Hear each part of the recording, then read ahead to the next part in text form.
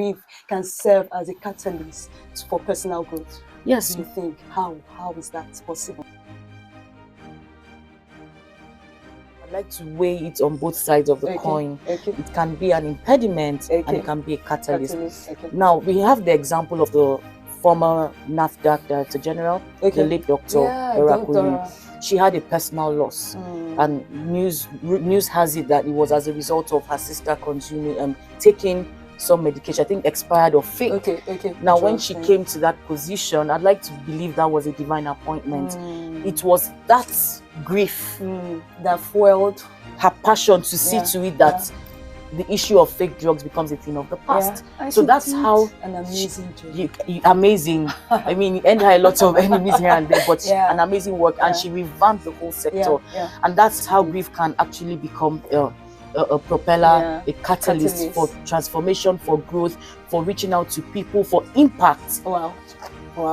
I was going and to say for that. me, that has informed my decisions in the things I do, apart from even ministry or other initiatives I run, in the way I relate with people, in the way I reach out, in the way I go the extra mile. It's okay. Some people, there's the difference between, people have said there's a difference between compassion, between sympathy and empathy. So sympathy is just surface, if you have it. I know how you sorry about your loss. All right. Empathy is putting yourself in the shoes of that person, walking in the same shoes as the person. And then compassion is going the extra mile to give flesh to that empathy. So all these things met together. Yes, I don't know, these things just come out. All these things met together form what we call compassion. And in that instance, these are things that serve as catalysts for me in reaching out to people, in calling people, in going the extra mile, in dropping a kind word, in dropping a note, or even writing. Sometimes I have this burden to write a particular message to type a post on Facebook, and the minute the burden is so heavy, and the minute I write it, the burden lifts. And before you know it, people are in my DM saying, wow, this post spoke to me. I was at the very throes of, I thought of ending it all, but your message, your post came at the right time. So that's how grief can, when you think about what you went through back then, and you know how those sleepless nights were so much of a burden, you know how you had no appetite. These are the effects of grief. I don't know if we're going to get there. No appetite, lack of the sleeplessness, the questions, the heartache. Sometimes you're just you don't see any reason to live anymore. When you think about those dark days, you don't want the next person to go through it. And so you do everything within your means and within your power to make sure that the next person gets lifted out of the throes of depression and anxiety. So would you say that has bettered the Lifted Conference? Because I heard you just say lift another person. So what is Lifted Conference about? What is the SAL initiative all about? How did you come about it? What has been the impact to people? You're mending hearts. I know you said something about mending hearts. How has that, come across or helped someone? Now, thank you for this. Now, the Lifted Conference was birthed out during a very tragic and dark period in my life. This was even after my mom's passing. So one thing about grief, I like to say this as well. Grief is not only as a result of death. Someone passing away. You can grieve the loss of a job. You can grieve the loss of a relationship. You can grieve the loss of a friendship. Thank you for giving body to that because I never knew. I probably would just think for someone who passes. Yes. So back that particular year, I went through something very. It came as a big blow. And the loss of it, because it made me ask so many questions. When you can grieve the loss of a dream. So I was engaged. I'm healed now. I can say this. So I was engaged to be married, and all of a sudden, on the first day of that year. Everything went south. Wow. Yes, everything went south. And I remember I was speaking to a friend who had been bereaved. She had been widowed. And she said to me, aren't you happy this person is alive? And I said to her, and I also thought to myself ruefully that it's not so much about whether the person is alive or dead. Not. Because the person is even alive and you are grieving. So for me, that's even more complicated. The world may expect you snap out of it, move on. And these are certain words you will never hear me say to anybody because I know how they felt. They are dismissive. Snap out of it, move on, let it go, without giving the person the required tools for that particular process.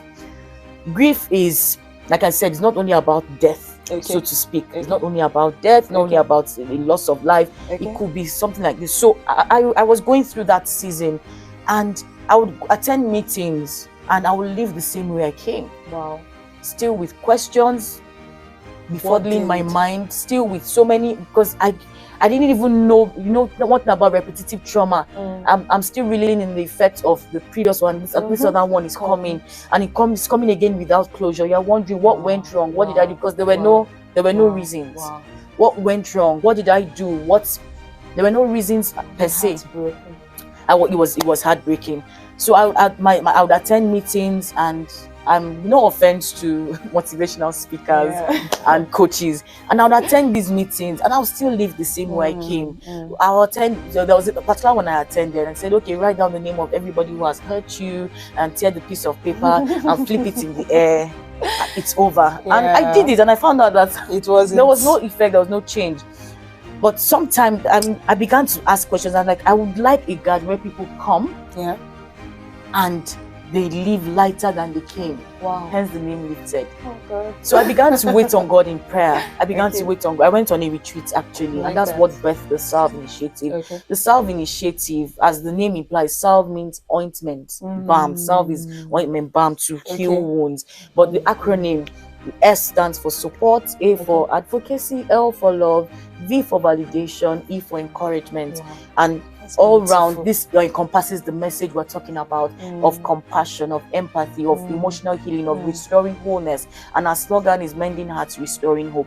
So I thought to myself, how can people come and hear from, every time I want to carry out the Lifted conference, when I obey, I'm always on lookout for people with stories. I don't look for perfect people. I'm always looking for people that have survived, so that people can come and draw strength from your stories, see what it is that brought you out, and find some encouragement. Find even if it's just a nugget of hope they can get from what you share.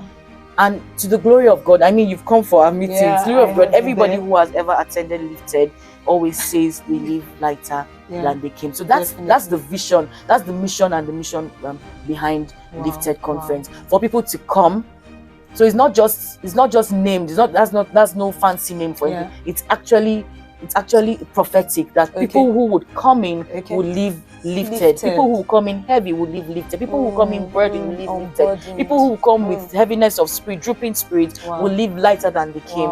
And I'm so passionate about that, because I remember back in the day, like I said, I would attend meetings and I would live heavier. I don't want anybody to feel that way anymore. So it has become my life's heart cry to make sure that people drop all their burdens and live lighter than they came. So that's just in essence what we're about, and we trust God for more clarity as we go further. Wow, thank you so much for that. And I would say, and I would testify that I've actually gone for, I think, two of your conferences, and they were truly amazing.